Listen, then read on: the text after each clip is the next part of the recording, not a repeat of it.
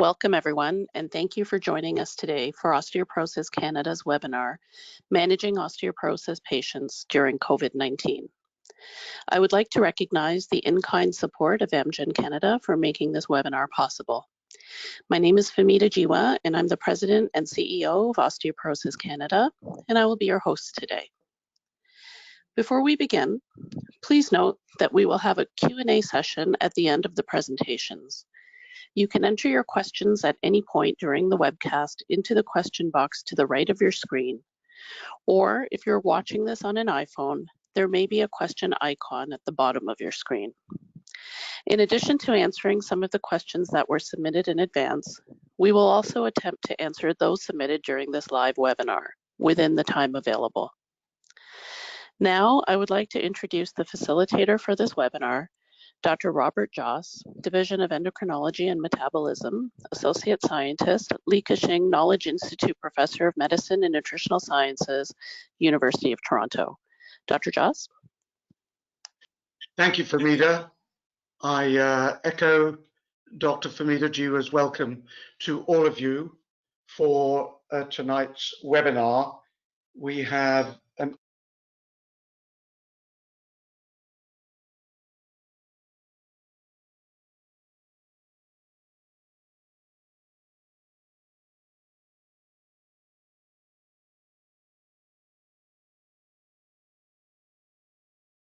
please.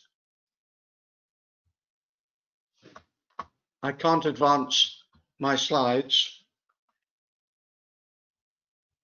Thank you. We have an expert panel, Dr. Rick Adachi, Professor of Medicine from McMaster University, Dr. Jacques Brown, Professor of Medicine from Laval, Dr. Aliya Khan, Professor of Medicine also from McMaster, and finally Dr. Alexandra Papaioannou, a Professor of Medicine from McMaster. Next slide, please. So the key topics that will be discussed today by Dr. Adachi and Dr. Papaioannou are considerations around fracture prevention in older adults in the midst of other urgent clinical priorities.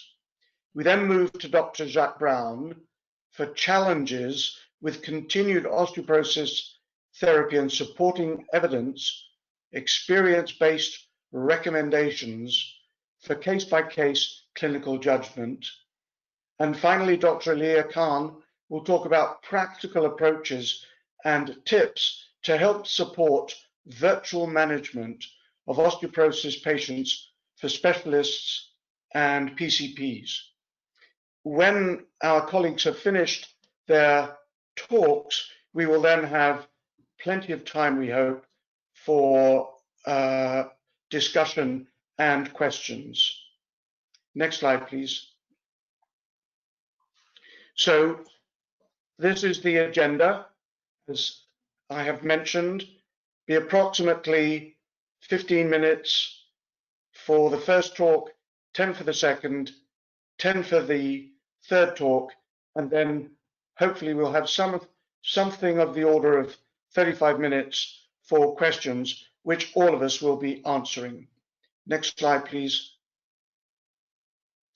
So without further ado, let me invite Dr. Rick Adachi to talk about considerations around fracture prevention in older adults in the midst of other urgent clinical priorities. Rick.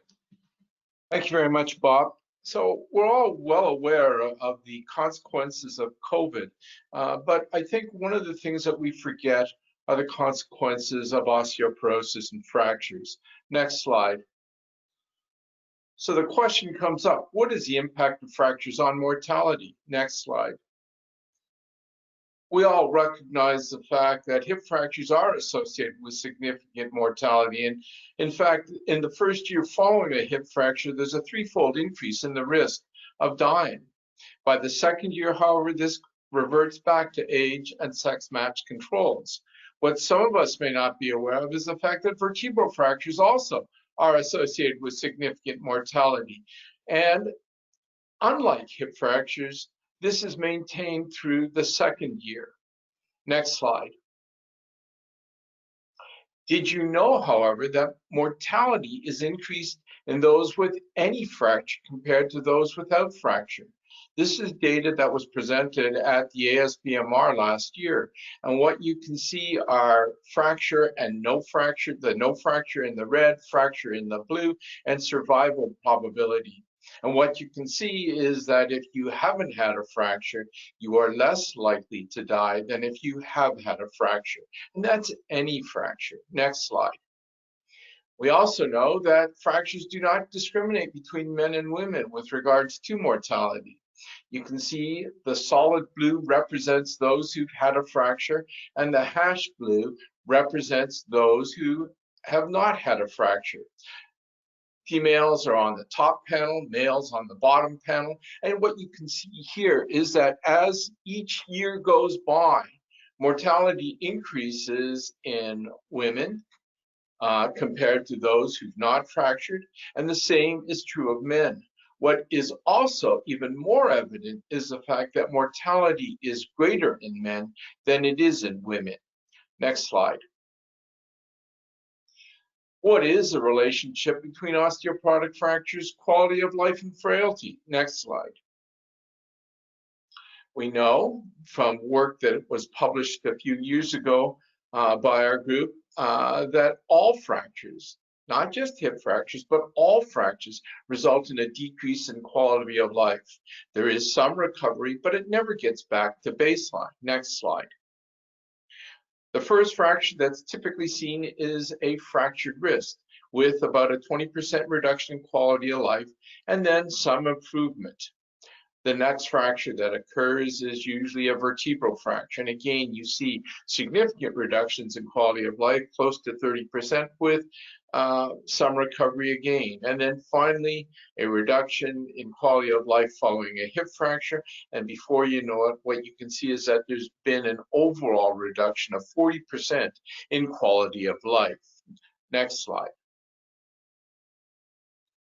This tells us about major osteoporotic fractures and frailty. The light brown represents those who have not had prior to having a major osteoporotic fracture, and the dark brown represents after having a major osteoporotic fracture. And what you can see is that as you have fractures, your frailty index goes up. If you take a look at the first column, it's before fracture. After fracture, you can see frailty index going up. If you take a look at the next panel, if you had a baseline osteoporotic fracture and had a second one, you become frail. And this is emphasized further in the second year. Next slide. Next slide. And here you can see that there is an increase in falls, an increase in fractures, and an increase in overall mortality. So in way of summary, fracture should be considered a medical emergency to the osteoporotic patient. You can advance that. Next slide.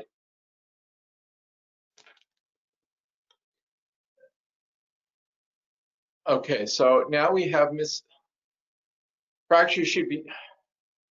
Now we have Mrs. Smith, a 65-year-old female who's otherwise well. She falls and fractures her T12 vertebrae. What is her risk of sustaining a subsequent fracture? At 1 year, at 2 years, and at 5 years. Next slide.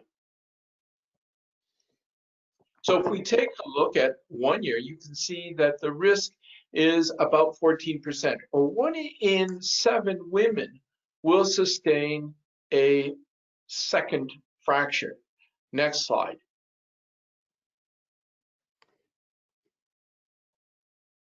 Next slide.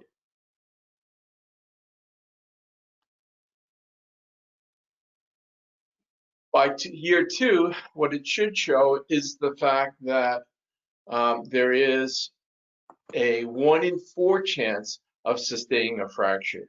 And if we consider high risk, a 20% or greater risk of fracturing over 10 years, then surely a 1 in 4 risk of having a fracture over the next 2 years is extremely high risk. And if you go on to the next slide that looks at year 5 post-fracture incident, you can see, in fact, next slide, that all fractures, not just spine fractures, but fractures of the spine, pelvis, clavicle, humerus, hip, and femur, all result in increased risks of fracturing that are greater than 25%. And even fractures of the radius, ulna, tibia, fibula, and ankle are associated with close to 20% risk of fracturing. Next slide. Next slide. Okay, and this is Canadian data now. This is, again, data that we took from ISIS. And I think the bottom line here is that it doesn't matter which type of fracture you've had. Most of them are close to 20% in risk of having yet another fracture. And that fracture occurs before the 2-year time period. In fact, it's about 1.5 years. Next slide.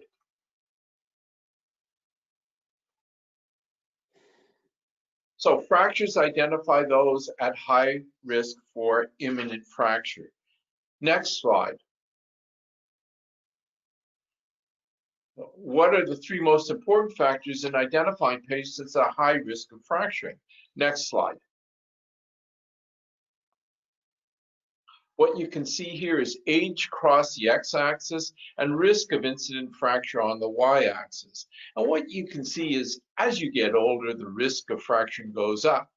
You also can see that as your bone mineral density goes down, your risk of fracturing goes up. But what is most striking is the fact that if you have had a prior vertebral fracture, you can see that on the very right-hand column, you can see that a t-score of -1 is the equivalent of a t-score of -3.5 in those who've never had a vertebral fracture. And so I think here we highlight the fact that vertebral fractures or having a fracture is the most important factor in predicting further fractures. Next slide. The pearl out of this is that age, BMD, and prior fracture are the 3 most important factors in identifying those at greatest risk for fracture. Next slide. This is my final slide. As a result of this high risk for fracture, this imminent risk for fracture, there have been guidelines that have now been issued by the Endocrine Society and the IOF that look at the use of bone-forming agents before anti-resorptive patients in those who are at highest risk for fracturing. Thank you. Thank you very much, Rick. We will talk about bone formation stimulating therapies later in the question time, but now let's move to Dr. Alexandra Papaioannou. How common are fractures in frail, older adults in the community and indeed in long-term care? Alex. Thank you, Dr. Josse. Next slide.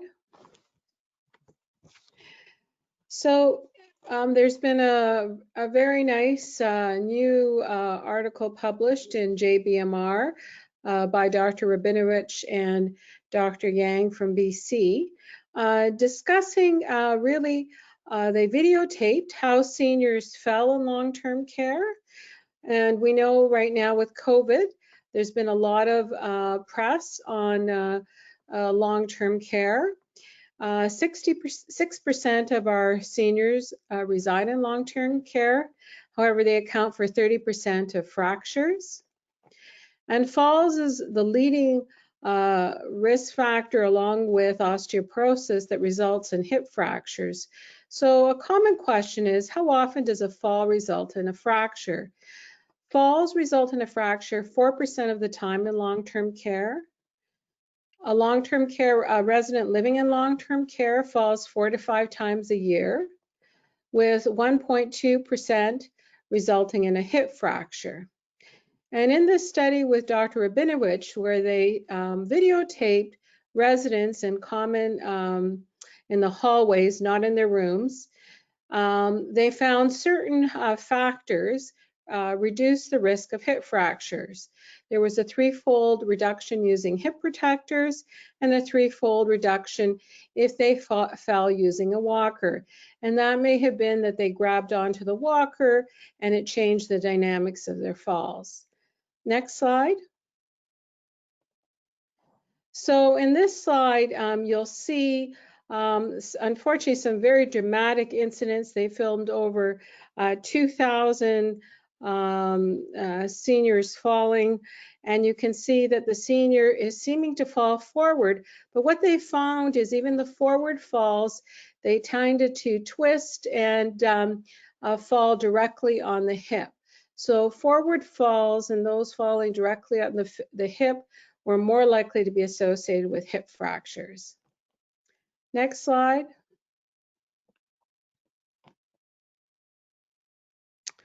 So we know that the older adults who are frail in long-term care are at much higher risk. Another group that we often don't consider is the frail older adult who is having long-term home care. That's greater than 3 months. Across Canada, in most provinces other than Quebec, we, on admission to long-term home care, extra care in the home, and every 3 months they collect data.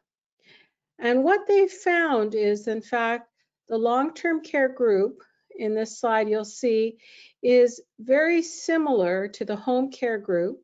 Home care having a greater chance of a hip fracture per year, 3%, versus the 1.5% in home care. But this is still much higher than that experienced by the age-matched seniors residing in the community. So the home care group is often very similar looking to those residing in long-term care.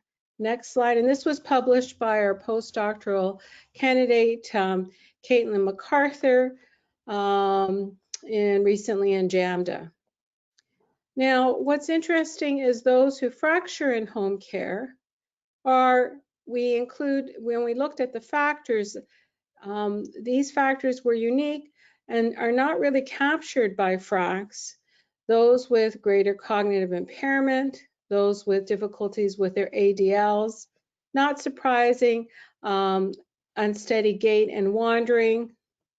Previous, and also what's interesting is the psychotropic medication use, which can be potentially the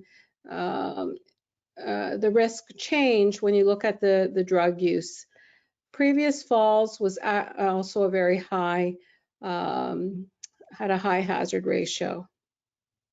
But we can see previous fractures, alcohol use, and gender, sex also played factors controlled by captured in FRACs. And this manuscript is in preparation. Next slide. So how do we assess future fracture risk in the frail older adults? Next slide. We developed, based on feedback and focus groups and surveys from primary care who are in long-term care. Residents in long-term care often cannot get access to bone mineral density. And when you look at FRACs, it tends to put everybody at high risk. Over 90% of residents would be deemed high risk for fracture in long-term care. We developed the MDS using the MDS 2.0, again, which is data collected routinely by all homes. It's mandated provincially, and developed a fracture risk scale. And we'll be doing a similar scale for home care, which allows frontline staff to identify those at risk. And these tools are available in what we call point-click care, which is the EMR system used in long-term care. Next slide. Now, this is how the scale presents. So 55% are low risk, 45% are high risk. And what does that mean? Those who are scoring a 7 and 8 are close to 12% 1-year risk of hip fracture, so extremely high risk. Even at a score of 4, your risk of having a hip fracture within a year is 3%. So again, this is a really targeting very high risk individuals. Next slide.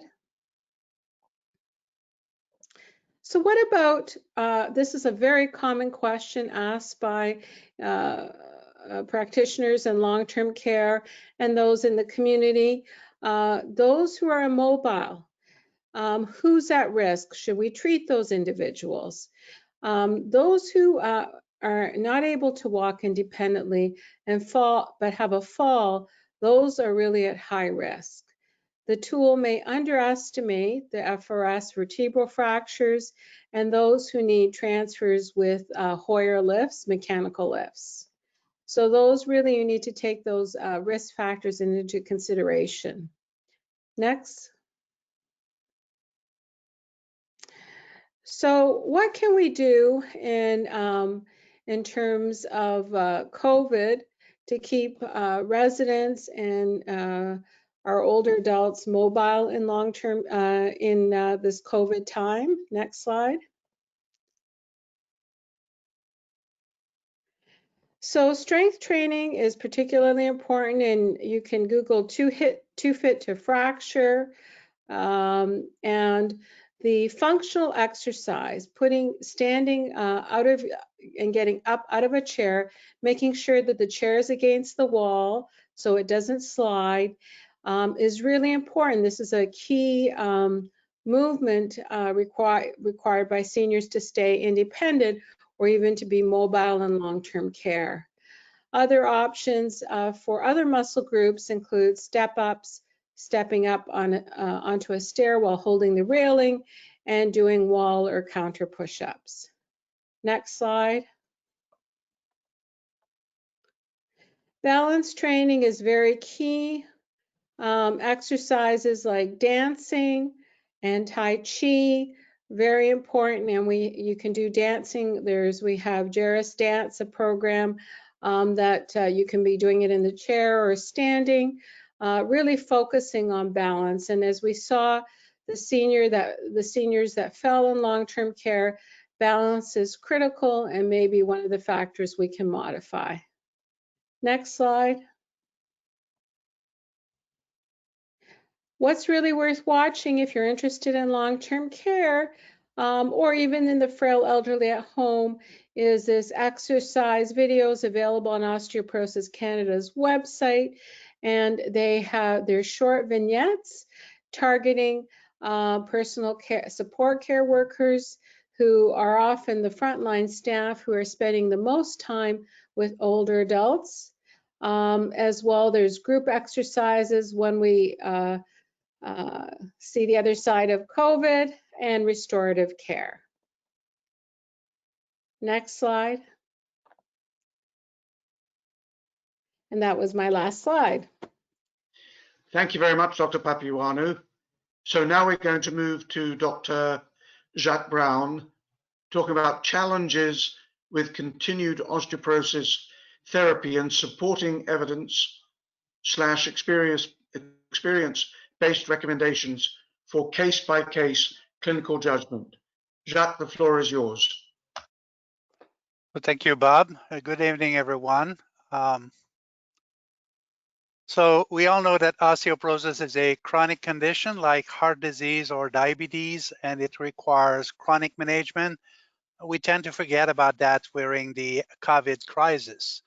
So we're facing challenges that is around the potential link between one of the drugs we're using, Denosumab, and the risk of having a COVID infection. So I'm going to cover that. Also, the clinical consequence of discontinuing or deferring osteoporosis therapy, and finally address how to manage the treatment initiation or interruption during COVID. Okay, I need to find out the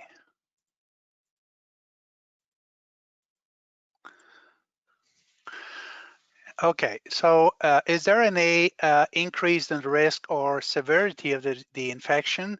In fact, the short answer is that there is no evidence that any osteoporosis therapy increases the risk or severity of COVID-19 infection or alters the disease courses, either in a positive or negative way. And one of the concern was around Denosumab, which is a monoclonal antibody that inhibits the receptor activator of NF-kappa B, rank L, and rank L plays a role in the T cell activation.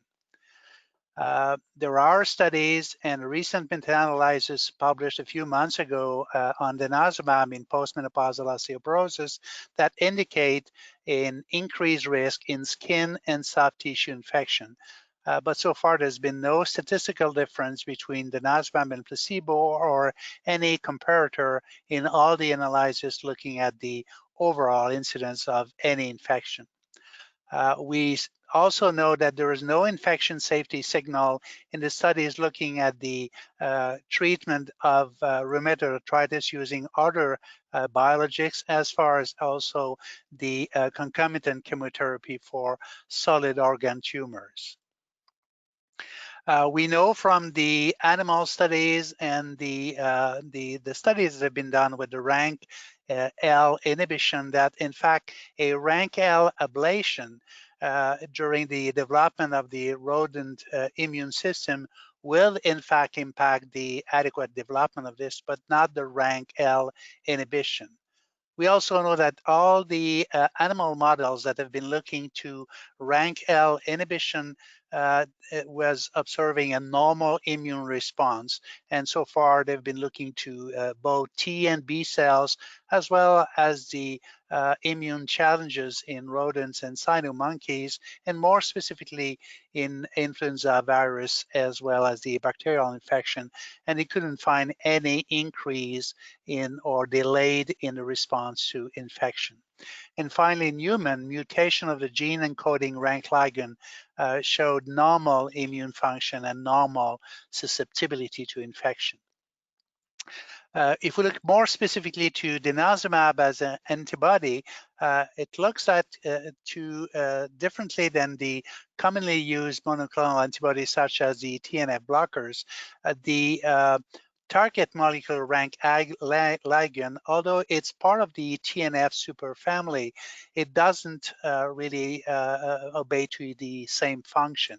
So there's no detectable binding to other TNF superfamily members like TNF alpha, TNF beta, trail, or CD40, and there's no interference with the action so far of the B or T lymphocytes. And finally, the properties of the antibody itself, it's the an isotype IgG2, which have a relatively inactive to be an effector of the rank ligand so far. So this is different from the TNF blockers, for example, which are the isotype IgG1, which are interacting by either cell death or cytotoxicity, or the anti-TNF blocking would in fact impair the immune system. So if we go now to the second challenge, the consequence of discontinuing or deferring osteoporosis therapy, we know that for those who are receiving bisphosphonate, alendronate, risedronate oral, or zoledronic acid as an IV infusion, these types of therapy are incorporating into bone matrix, and they are not quickly reversible. So they have some residual effect. And we know that from the extension of the alendronate study, the FLEX study, which we could see here in blue, the first 5 years, and the extension up to 10 years, which show a stabilization of a BMD acquired during the first 5 years, up to 10 years. If you discontinue alendronate at this one point at 5 years, and then you move to a placebo, you'll still have this residual effect for the next 5 years. So there is some residual effect when you're stopping bisphosphonate. If we look to the fracture event, the population that could benefit from further treatment from 5 to 10 years are the ones who already had a low T-score and a clinical vertebral fracture. And so that's why the recommendation is that, in fact, for those patients that have a vertebral fracture or a very low T-score, where extending treatment more than 5 years for alendronate and more than 3 years for zoledronic acid will benefit in terms of further reduction of fracture. For the others, there is some residual effect, so it's not so much consequence of stopping bisphosphonate because of the pandemic. So if we move now to the Denosumab, which does not incorporate into bone matrix, is a monoclonal antibody like we've seen against rank ligand. And when we discontinue this type of drug after a short exposure of 2 years, there is an increase, a transient increase in bone turnover marker back to the baseline levels, which tend to peak around 12 months after the last dose or 6 months after a planned dose is skipped. And so it can, in fact, impair bone loss because we're increasing bone resorption. That's why this BMD loss is reaching around 12 months after baseline. And this is the study that shows, in fact, after 2 years, there is an increase here in the lumbar spine BMD, and the BMD that you acquired during the 2 years are lost within 1 year after discontinuation. So a very rapid offset of the action of this drug. If we look on the right side, the CTX, a bone resorption marker, you can see that the last injection was given at 18 months, and 9 months after the last injection, we go back to a bone resorption level similar to the baseline before receiving any drug, and 12 months after there is this peak in the resorption marker, and we think that in fact this period is very at risk of having a rapid bone loss and a fracture consequence. And that's why if we discontinue Denosumab after a longer exposure of time, this upregulation of the osteoclast seems to be stronger. And in fact, there is some controversy if we can really prevent all the BMD loss after more than 4 years if you discontinue Denosumab. We know that, in fact, the clinical issues that was observed in clinical trials, the extension of the Freedom trial, was that there was a comparable level of vertebral fracture during this discontinuation of Denosumab compared to placebo, but there was a higher risk of having more than one vertebral fracture, so multiple vertebral fracture in those who are discontinuing Denosumab compared to placebo. And this is the slide illustrating that similar rate of vertebral fracture when you're discontinuing Denosumab or placebo, but you have a higher proportion of patients having multiple vertebral fracture if you discontinue Denosumab compared to discontinuing placebo. And on the right side, we see the proportion of people having a vertebral fracture if they had a prior vertebral fracture. So those who were treated because they had a vertebral fracture would be more prone to have vertebral fracture when they discontinue Denosumab, and also more prone to have a higher proportion of multiple vertebral fracture. So in terms of teriparatide and also romosozumab, the two bone-forming agents, they are also reversible in their mode of action. Teriparatide would be reversible within 6 months, romosozumab within 3 months. And so far we have evidence of BMD loss when you discontinue teriparatide, but there is no evidence of increased risk of non-vertebral fracture after discontinuation for teriparatide. And the evidence is limited for romosozumab. We also know that there is a BMD decline when you're stopping romosozumab without an antiresorptive following the treatment, but so far there is no evidence of an increased risk of fracture after discontinuation, although this was based on a small sample from phase 2 trials. So the last consequence is, how do we manage this treatment initiation or interruption during COVID? So initiation is quite simple because we can easily initiate oral bisphosphonate therapy over phone or through a video visit. And really, we have to keep in mind that patients at very high risk of fracture, especially the one who had recently sustained an osteoporotic fragility fracture, are the one that we need to initiate treatment without delay. And this is quite simple to do that with bisphosphonate. And the interruption, as we've said, the interruption is not that detrimental for that patient because they do have residual effect. So they would be able to resume their oral bisphosphonate if they were already on oral bisphosphonate when times allow. And so for those who were treated with IV zoledronic acid, there is some residual effect, and we know that longer interval than 12 months might also be protective against fracture. So again, they could easily resume their treatment several months after after the COVID is over. For denosumab, initiation of denosumab for the first injection requires supervision by a qualified healthcare professional. And in this setup, we would suggest that, in fact, people could be initiated on oral bisphosphonate and then could be switched to denosumab when the crisis is over. The interruption of denosumab should always be followed by alternative antiresorptive. In the setup of COVID, the oral bisphosphonate are the option that is the only one available, and we would suggest to give the oral bisphosphonate starting 6 months after the last denosumab injection.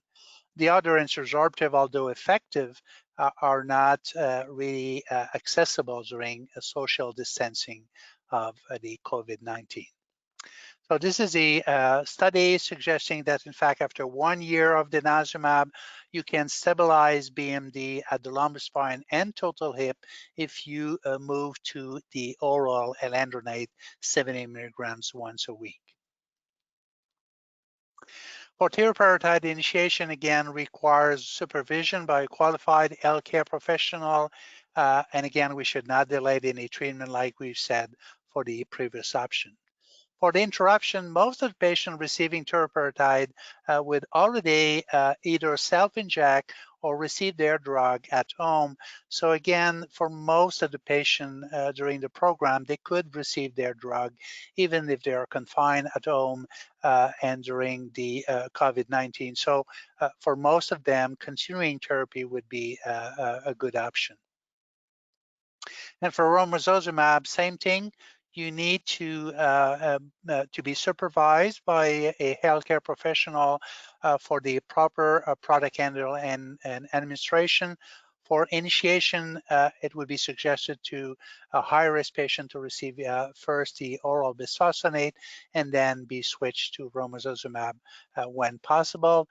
For the interruption, most of these patients will also be part of the patient program, and they could receive their drug at home.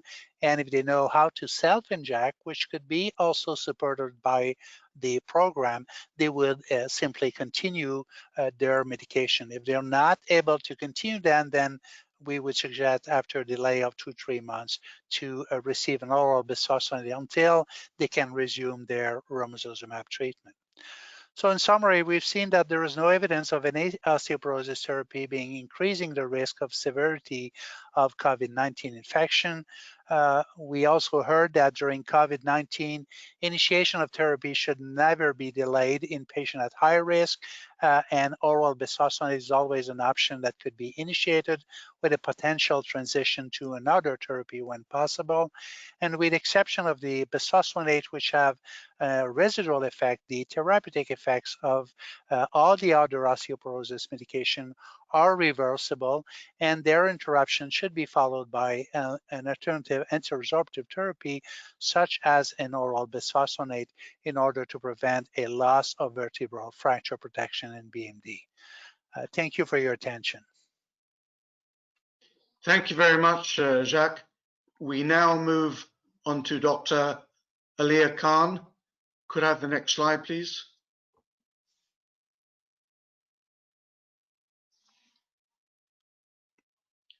So Dr. Khan is going to give us a talk on practical approaches and tips to help support virtual management of osteoporosis patients. Dr. Khan. Yes, thank you so much, Dr. Josse. And I will be talking about the practical approach to managing osteoporosis in a pandemic. We'll be evaluating fracture risk in our unique circumstances of social distancing. How can we ensure that we've adequately excluded secondary causes of osteoporosis? Why and how should we ensure compliance with vitamin D? How do we ensure compliance with anti-resorptive therapy? How do we start anabolic therapy in a pandemic? And good practice with virtual care. So as we all know, the FRAX tool is useful in evaluating fracture risk, and it has been developed and validated in 11 different cohorts. And it can be used with and without the femoral neck bone density to predict the 10-year risk of fracture, as well as the 10-year risk of a major osteoporotic fracture. And remember, the major osteoporotic fracture sites are hip, spine, forearm, and humeral sites. And the FRAX has been calibrated to Canadian fracture rates and mortality rates in Canada. So there was a very nice study done in Norway, and they looked at data from the health survey, as well as the fracture registry and the Norwegian prescription database. And they evaluated 15,000 plus women and 13,000 plus men between the ages of 50 and 90. And what was seen that FRAX without BMD was a fairly good predictor of who will fracture. So FRAX without BMD was calculated, and hip fractures were observed for a median follow-up of 5.2 years, and the observed fractures were compared to those predicted by FRAX. And calculation of the receiver operating characteristic and area under the curve was done, and it was seen that the area under the curve for women with FRAX without BMD was 81%, and for men it was 0.79. Area under the curve was 0.79. So this means that there's an 81% chance that this model will predict those who will have a hip fracture, and that's pretty good. 0.8 area under the curve is considered very good. What was seen in the study, further to Dr. Papaioannou's point, is that falls are an independent additional risk factor for fracture, independent of the FRAX score. And this was more so in women than in men.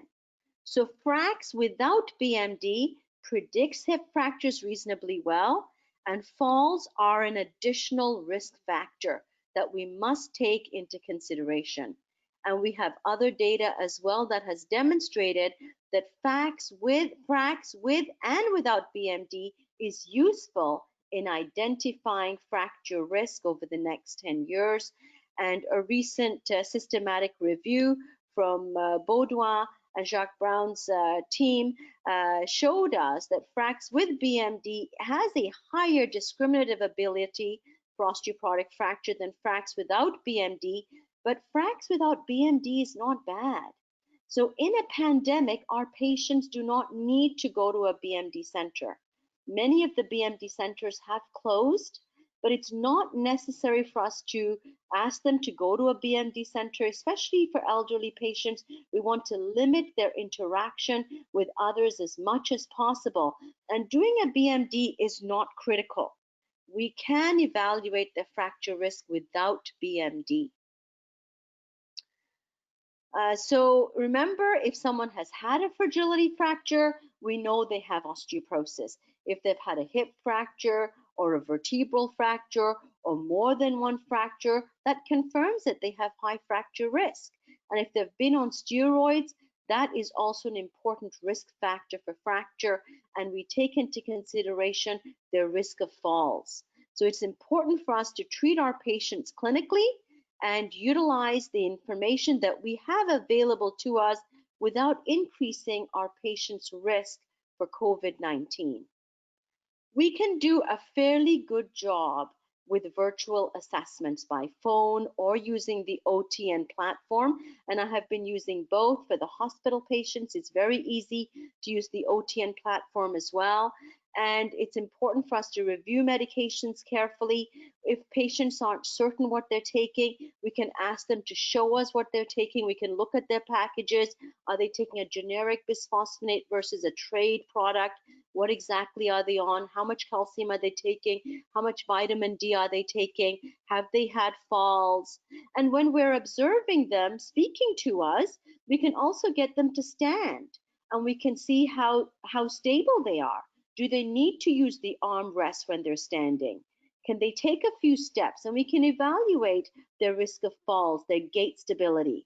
And these are simple ways of completing a limited physical exam. If we see that they do have kyphosis, we can arrange for spinal x-rays to be completed. If they're having back pain or we're concerned that they might have had a vertebral fracture, we can certainly arrange for them to have spinal x-rays. And we must do the lab test before we start them on drug therapy. It is absolutely critical for us to have a corrected calcium and a vitamin D and know our patient's GFR before we start them on anything.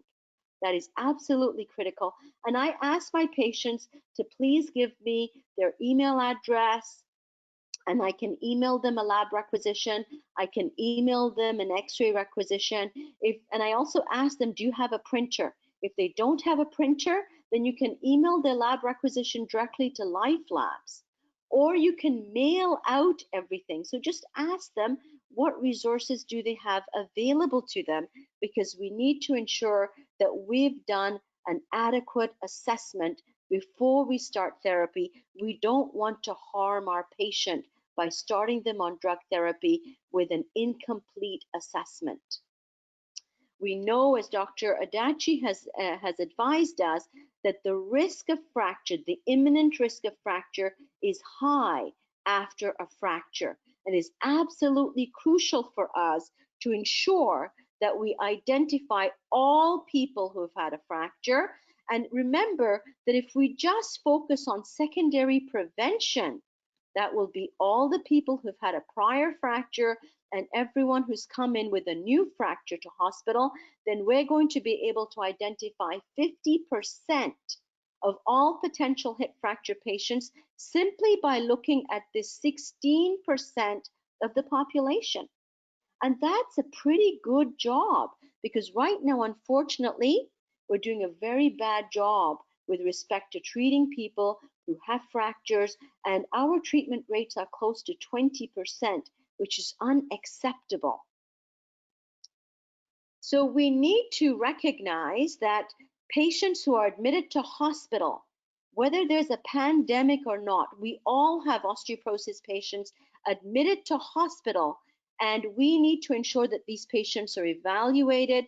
If we have a fracture liaison service for the fracture clinic or for the inpatients, if these services have been disbanded, then we need to step up and ensure that these patients are adequately evaluated. If we still have aspects of these services available to us, we should ensure that our patients are being evaluated, and patients admitted to hospital with vertebral fractures or pelvic fractures or hip fractures, make sure the lab profile is done on admission. And make sure that you have these resources, these results available to us, because the best time to start drug therapy is in hospital. It's absolutely critical that we not discharge these patients from hospital without starting them on adequate drug therapy, because we know that if we do so, they'll come back in with another fracture. And it's not going to happen 10 years later. It's probably going to happen in the next 6 months to 2 years. So it's absolutely critical to start our patients on therapy prior to discharge from hospital. And we also need to ask our patients, are you having hip pain or groin pain or thigh pain if they're on an anti-resorptive agent? Atypical femoral fractures are not common. They comprised approximately 3% of all hip fractures in our recent review of the hip fracture data from our study that we presented at ASBMR in Montreal. But any patient on anti-resorptive therapy should be asked, are you having thigh pain or groin pain? And if the answer is yes, we need to do bilateral full femur x-rays, ensuring that we do not have evidence of early features of an atypical femoral fracture. And if we're not sure, then we should follow this up with a bone scan. We must be very, very vigilant and ensure that we're not missing an atypical femoral fracture. So if we move on, it's important for us also to ensure that our patients are taking in adequate vitamin D. And we recently put together a rapid response for Osteoporosis Canada on the potential impact of inadequate levels of vitamin D on the severity of COVID-19. And I wanted to mention that we do have some data. It's not good quality data, but as you can see, we have seen that in countries where vitamin D inadequacy is endemic, there appear to be higher numbers of COVID cases and higher mortality rates from COVID-19. And we can recognize that obviously the number of cases will depend on how effective the testing is being completed in that specific country, and also other preventive measures being taken. However, we cannot ignore this, knowing what we know about vitamin D and its impact on the immune system. And we know that vitamin D is crucial for skeletal health, but it would be fair to say, knowing what we know, that vitamin D also plays a critical role in our immune response. Now, at this time, we do not know that low vitamin D levels are causally associated with a higher number and severity of COVID infections. However, there appears to be a possible link between vitamin D deficiency and an impaired immune response to COVID-19. And I'll share some of this data with you. We have information that vitamin D deficiency can reduce the ability of white cells to mature and to produce the antigens necessary to prevent infections. We also know that vitamin D may prevent macrophages from releasing excessive inflammatory cytokines and chemokines.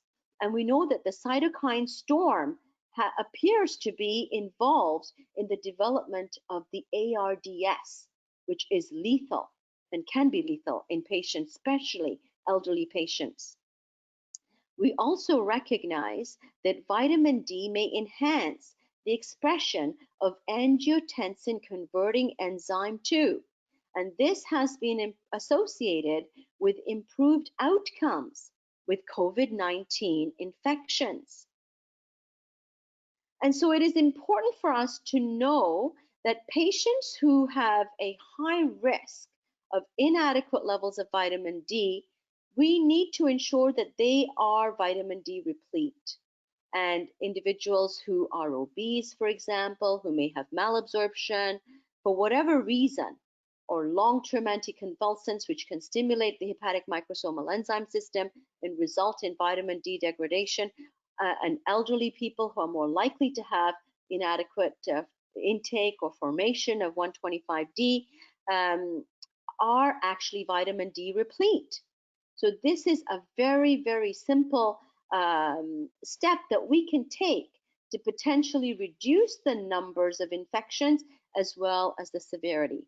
Right now, we're not certain this is a causal link, but it is a simple step that we can take to ensure that our patients are receiving the best care for their skeletal health, but also the best care for a potential immune response, especially in the presence of a pandemic.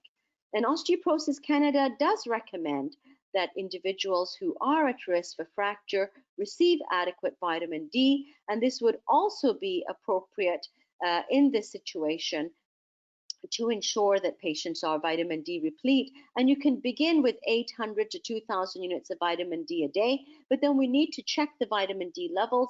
And remember, it takes 3 months to reach steady state. So check the 25-hydroxyvitamin D 3 months later and ensure you're in that 75 to 125 nanomoles per liter range. And remember, high-dose vitamin D supplementation should be avoided. Now, what's the simple way to ensure that our patients are taking vitamin D? So many of my patients tell me, well, you know what? Yeah, I remember when I remember to take it, I take it. And I ask them, well, do you take it 50% of the time? Yeah, maybe. You know, so I tell them actually that if you're supposed to be taking 2,000 units a day, I tell them, look, put 14 pills of the 1,000 units in a bowl and put it by your bedside. And on Sunday, make sure that you've taken whatever's left in the bowl. You take 2 pills every day, and Sunday, make sure that there are no pills left in that bowl. And you can also advise them to get a blister pack for the vitamin D, but it is important that they take vitamin D and that they are consistent with their vitamin D supplementation. And as Dr. Jacques Brown has advised us, that it is important for patients to be compliant with all therapies. Bisphosphonates are not as critical because they do have long-term skeletal retention, but it is important to be compliant with bisphosphonates as well. But it is absolutely critical that drugs that do not have long-term skeletal retention be taken in a consistent manner. And it is essential that Denosumab be continued. It is also essential for our patients who are on anabolic therapy that when they stop therapy, that it be followed up with effective anti-resorptive therapy. And we can start our patients on Denosumab in the COVID pandemic. I have started patients in the community as well as in the hospital. And I explain to patients that this is a 10-year program. I ensure my lab profile is normal. And if the patient is in the community, I will email them or mail them the prescription for Denosumab. And I will write on the prescription, pharmacist, please administer Denosumab. And this provides them with the medical directive to do so. And this I know is certainly available to patients in Ontario.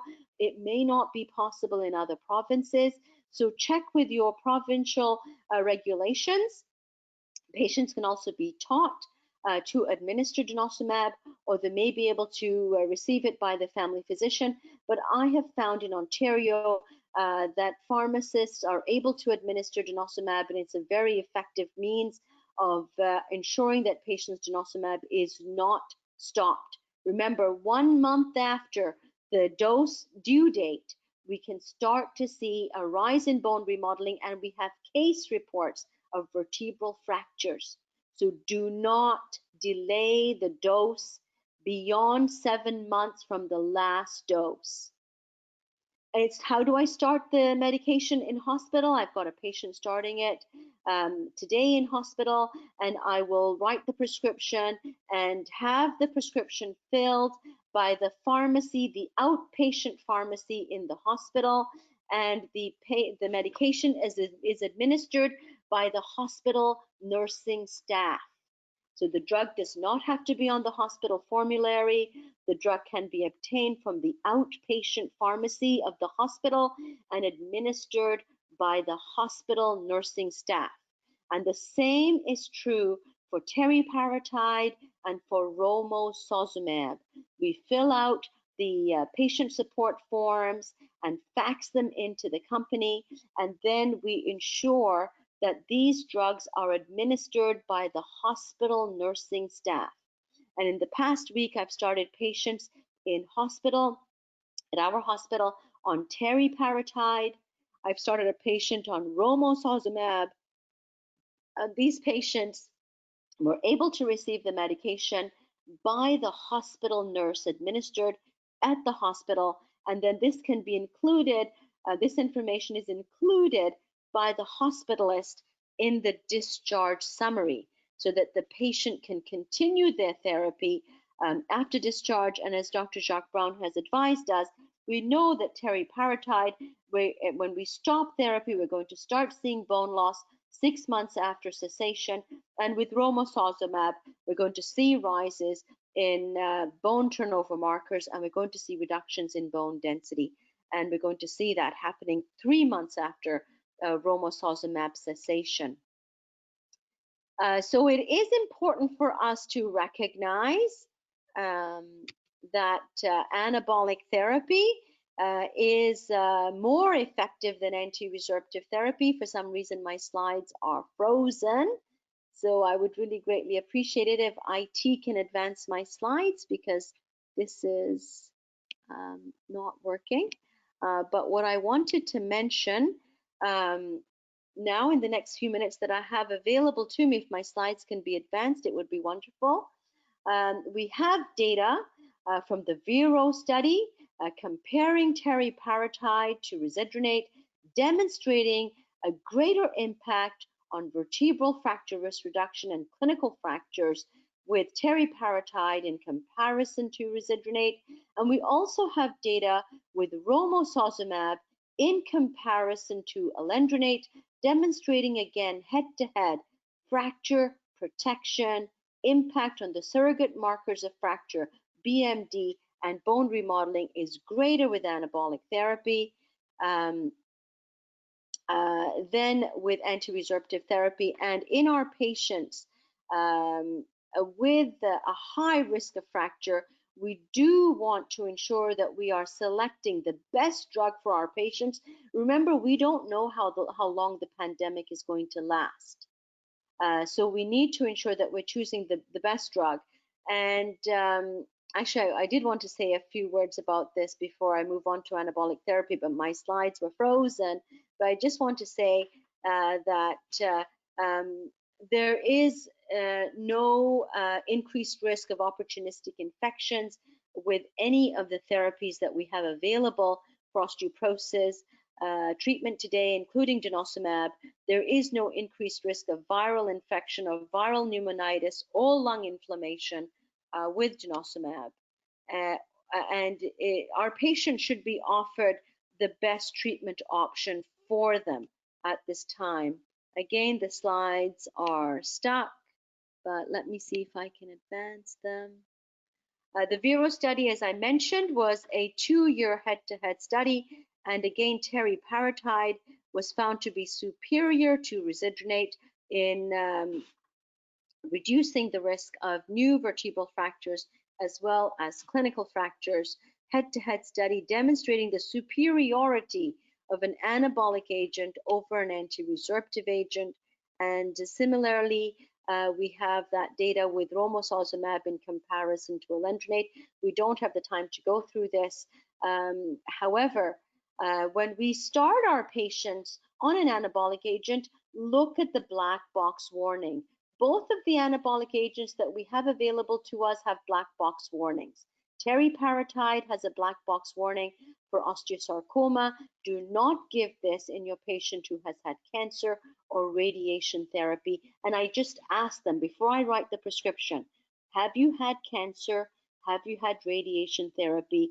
And if the answer is yes, do not prescribe teriparatide. And also make sure that serum calcium, corrected for albumin is normal, and PTH is normal. And likewise, before we start romosozumab, ask, have you had a heart attack? Have you had a stroke?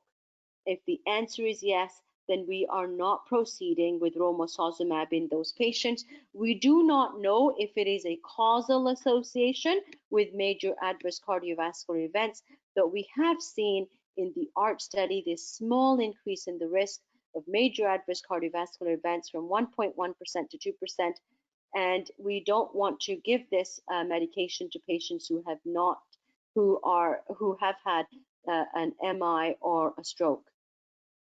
And my last slide is that when we are speaking to our patients with the virtual connection, take a moment to introduce ourselves and ask them how they're doing, and support them emotionally, and respond to their comments with empathy, and share our information in small bite-sized pieces, and summarize what our plan of action is, because they may not have the same interaction with us virtually as they can have when we're seeing them physically. So we want to convey that same degree of understanding. We can't, hold their hand or gesture our concern. So we have to do that with our words, and ask them if they have any questions, and ensure that they have understood our message. And these were just some important tips just published in the New England Journal of Medicine on May the 20th. So to summarize, ensure that we've done a complete assessment, even though it is virtual. Ensure that our patients are taking adequate calcium and vitamin D. Treat all high-risk patients. Prefer anabolic therapy over anti-resorptive therapy as our first choice, and ensure that patients are not stopping therapy, especially if it is not a bisphosphonate, if it is a drug that does not have long-term skeletal retention, and ask about thigh pain and groin pain in patients on anti-resorptive therapy. So with that, I'd like to thank you for your attention, and back to you, Dr. Josse. Okay, so we've had an interesting series of talks and food for thought. So now we've got about 20 minutes or so for some questions. So we did receive some beforehand, and Dr. Jiwa has some additional questions. So let me start by asking Rick, Dr. Adachi, if you'd answer this question. It's one that we get all the time. Is a bone density test the only way to know if you have osteoporosis or not? And then there was a corollary to that question that I'll come to when you've answered it. Rick. So, when it comes down to whether you have osteoporosis or not, I don't think it's absolutely essential. I think that what we've shown tonight is the fact that if you've had a fracture, that's osteoporosis, because this is the person that's at high risk to have yet another fracture. And then Dr. Khan's mentioned FRAX using the non-BMD side of FRAX, and that too can give you a good prediction of who's at risk for fracture. And I think that it's not just the diagnosis of osteoporosis, it's really trying to identify those who are at greatest risk for fracture. Thank you. So let me give you the corollary that was part of another question. There's a 64-year-old woman whose only known risk is being postmenopausal, who had a recent normal bone density, but a lumbar spine X-ray showed a typical compression fracture. Does she have osteoporosis? How should she be followed, and how should she be treated? So let me move to Jacques and Alex to take that one on. Jacques? Okay, I'm not sure what he is. I'll take this. You hear? Okay. So what I would suggest is that, in fact, this lady, if she didn't have any history of trauma, this vertebral fracture should be considered as a fragility fracture, even with a normal BMD. And you would manage this patient the same way you would manage any other patient with fragility fracture. Alex, do you have anything to add to that? No, just that often the reports don't take into account, if you can't see them, rotoscoliosis or with OA, the degenerative changes. So it may be falsely elevated and may not be reported as such. And certainly the grade level of fractures, particularly grade 2 and 3, which are the more severe, I would agree with Dr. Brown's approach. And asking about past trauma, very important. Thank you. It's also important, incidentally, for all of us to measure height accurately, because even if you have a normal bone density, but you've lost height, there are very few ways in which you can lose height. As Dr. Papaioannou said, you can have a scoliosis, but otherwise you need to look for vertebral fractures if people have a documented height loss. So another question we have here is that when do we stop bisphosphonates for holiday or for good? And as a corollary to that, how long does somebody need to be on a drug such as Prolia? We'll come to the bone formation stimulating therapies in a minute because they have a finite length of time which they can be given.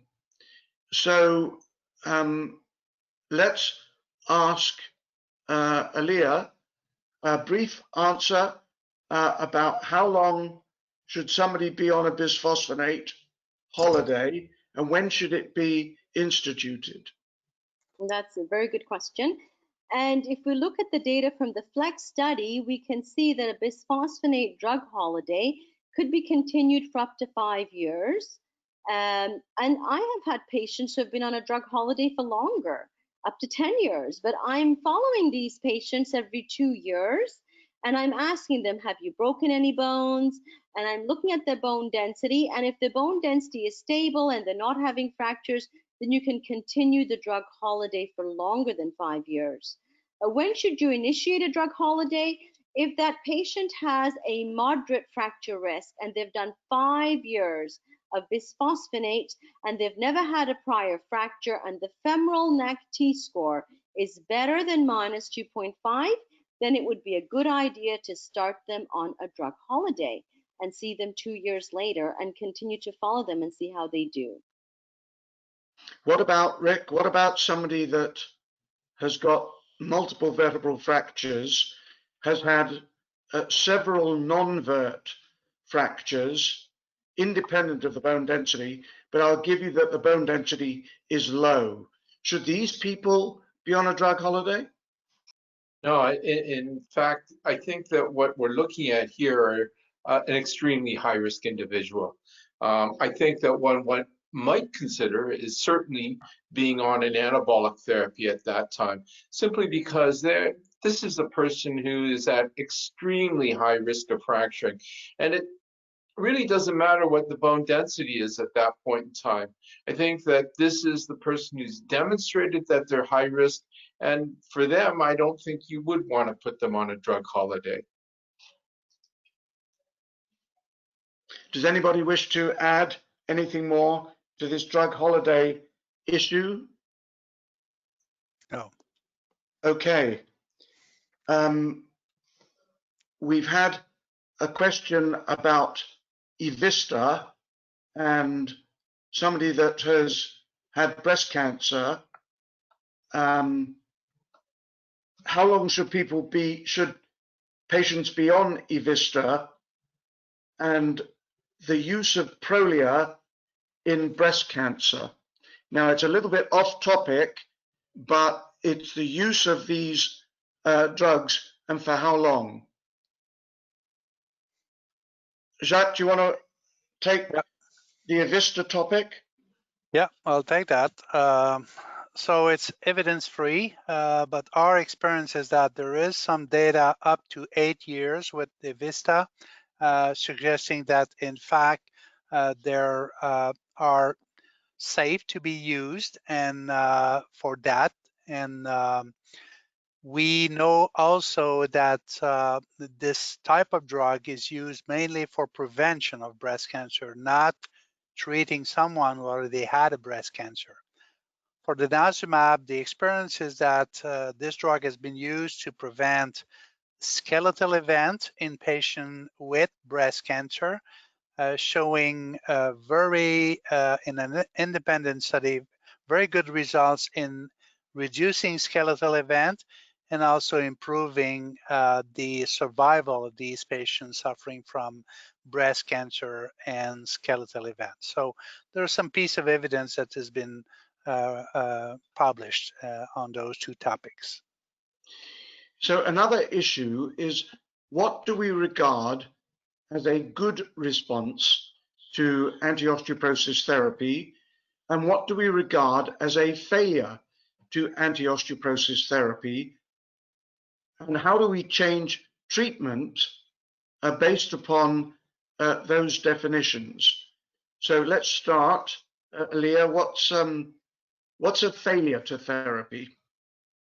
So a failure to therapy would be someone who has had a fracture or a decline in bone density, which is a statistically significant amount, after taking the therapy and has been compliant with it for 2 years or longer. I would say that that would be considered failure to therapy.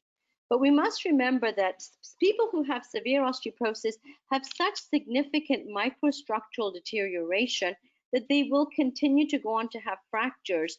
And in these individuals, that therapy may still be doing something in reducing that risk of fracture.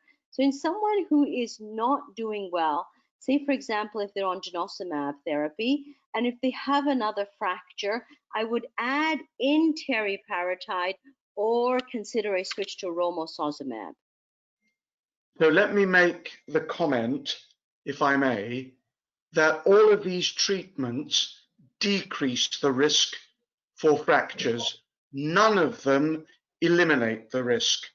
So simply having the first fracture after treatment, assuming that your patient is taking the therapy and taking it correctly, may not necessarily mean failure of treatment. Exactly. So we may not want to change the treatment.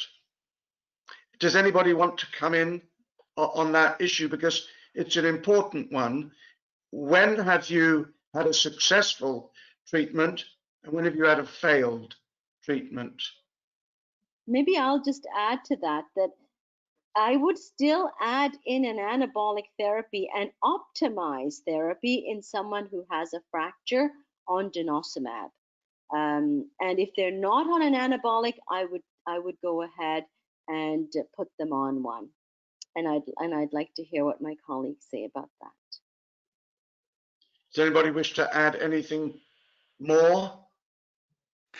Well, I would love to use anabolic as a first option if this was covered by government. And at least where I'm practicing, it's a lot of hassle to write a paper and have the, I would say, permission to use this type of drug. So I think I agree with Aliya. This is the best scientific option, but it's not very pragmatic for now, at least in the region of Canada where I'm living.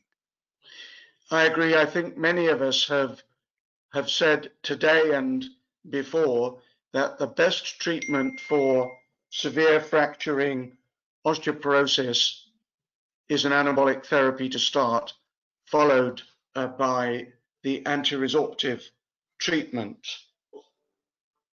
I'm getting indication from our sponsors that it's actually time to wrap up. So I would like to very much thank our speakers talking about what to do for osteoporosis in the age of COVID. We don't know how long COVID is going to last, but frankly, it's going to last for some time. So let me finally pass on to Dr. Famida Jiwa to say the last word. Thank you, Dr. Josse. Before I conclude, I just want to mention that we have received many questions during the course of the webinar. We have tabulated all the questions. Unfortunately, we were unable to get to them due to time constraints. However, we will make every effort to respond to all the questions submitted and send them out in a Q&A document post-webinar. On behalf of Osteoporosis Canada, I would like to thank you all for attending this very timely and informative webinar. Thank you to Dr. Josse for facilitating this session. Thank you to our esteemed panelists, Dr. Adachi, Dr. Alexandra Papaioannou, Dr. Jacques Brown, and Dr. Aliya for your time and expertise on this very important topic. An email with the replay version of this webinar will be sent out within the next few days to all registrants and will be available for viewing on the Osteoporosis Canada website. Thank you for joining us.